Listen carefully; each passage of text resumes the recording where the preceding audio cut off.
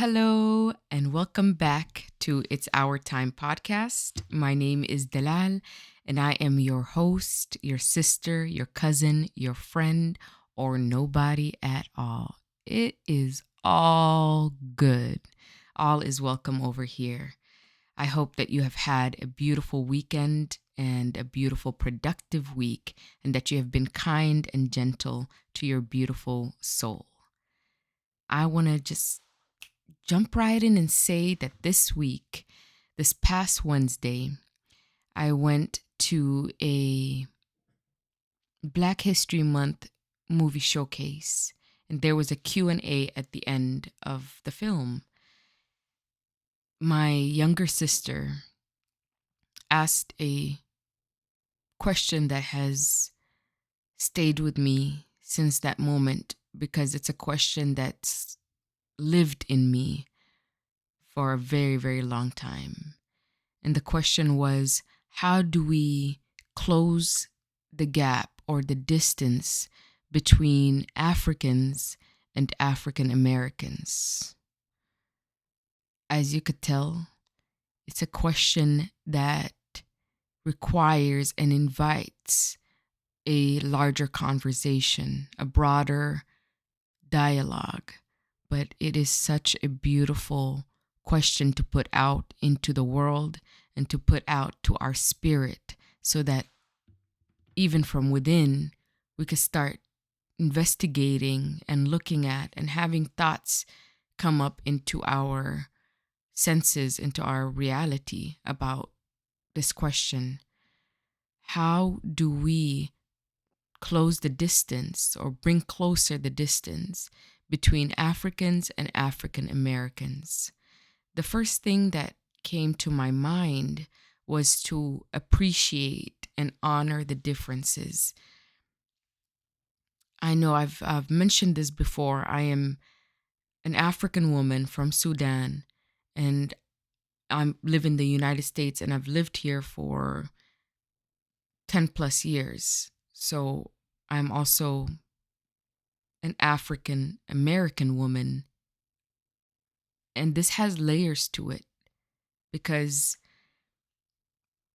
an American woman that has had her whole life lived in America, and her history and her ancestral lineage has existed in America, has a very, very different reality and history and way of being than an African woman who has come to America and has learned to assimilate parts of her identity. Now, that is going to be a whole other podcast episode, assimilation and our true identities living in America. But the main point is that an African American woman has a different life, a different expression of self, a different relation to this nation.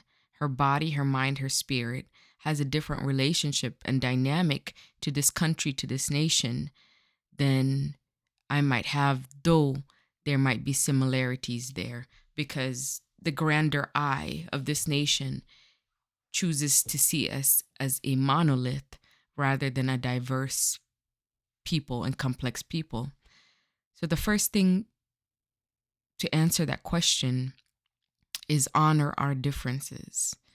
The African American culture is very distinct, is very different across each and every state. And I cannot even begin to get into the intricacies of those differences, but I know that they are present, and I know that I love to see them expressed outwardly. I love that I get to observe my African American brothers and sisters living life and in a way that is unique to them, in a way that says out loud who they are, where they come from, how they think, how they move, what they desire out of life. And there's always also the other side of that history that I am learning more and more about as it pertains to African Americans in this nation historically. The Jim Crow laws, police brutality, and I'm not separate from those. That's why it's such a unique conversation to have, because there's a big umbrella that covers us in similarities. And then there's our intrinsic differences culturally, individualistically, and also breaking out of this reality that wants us to view each other through a racially constructed reality. And I'm ready to expand past that together as people, as African Americans and Africans across the globe, because we are global people. I want to understand our relationship to each other more intimately, more rooted in our telling of it. I want to know it from you. I don't want to know it from the outside world. I need that connection to my brothers and sisters. And so honoring our differences and banking on our similarities and how that can bring us so much closer than it can distance us. The second thing, and is similar to the first point of appreciating and honoring our differences, is inviting each other to our joy, invite each other to our stories. And I mean that as an invitation. Come and see, come join me. I invite you to come and see what my culture is like, as I also learn about my culture, my music, my heritage, my hair, my personality, my identity. And you get to see my story as a Sudanese woman, but then you also get to hear my story and my joy as an individual human being in her path of life. And I want that same invitation, and I hope that same invitation to come from my African American brothers and sisters. I am eager to know your stories. I'm eager to know your joy. I'm eager to know your story collectively and your story individually. What brings you joy? Where are you in your journey? How are you feeling in that path? How do you look at life? How do you appreciate life? Everything about you is beautiful to know, complex to know, worthy of understanding, worthy of honoring, worthy of giving space to. And when we invite each other in that way, there's a beautiful friendship, a beautiful love that begins to bloom, that is close. It kind of reminds you of like those mischievous times as siblings. You have those moments with your cousins, with your brothers and sisters, where you feel like you're in your own little world. But that world is so rich, it's so expansive that it takes over any other construction of reality and how it's supposed to be. It takes you away from your parents yelling at you, takes you away from your homework, takes you away from the sadness you were feeling earlier. It brings something that only closeness with those who are of you can bring to you. And it takes patience, it takes time.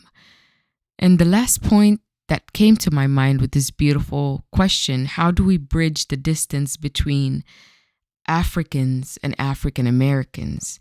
The third point that came to my mind is patience to understand each other, to help each other heal.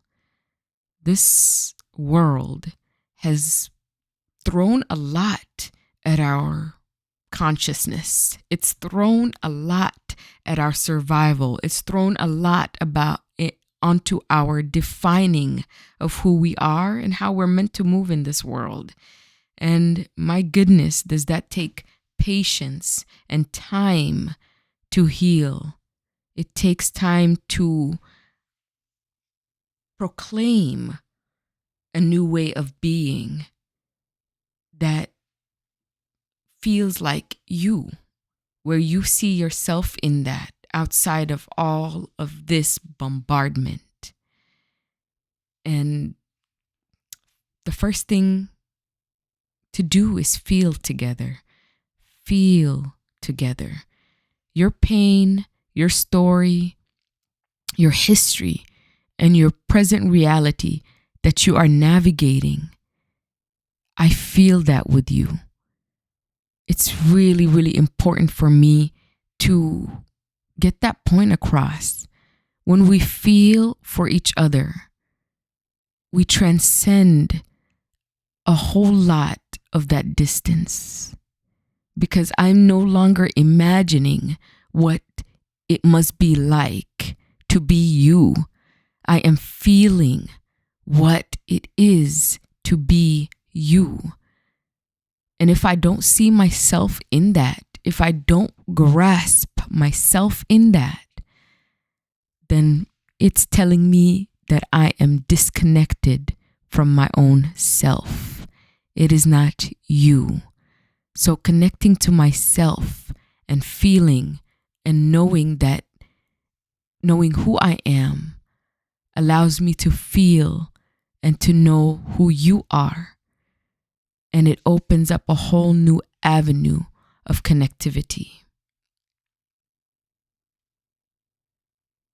I don't desire a distance between me or any Black person, except for when their consciousness is so adamantly bound to the status quo of white delusion or white inferiority, because that's what I term how I speak about. Anytime you hear me talk about white inferiority or white delusion, I'm recalling white supremacy. But to me, those words I don't really align with using. So anytime you hear that, I'm mentioning that entity. Now, those are the only brothers and sisters that I still have love for. I really do.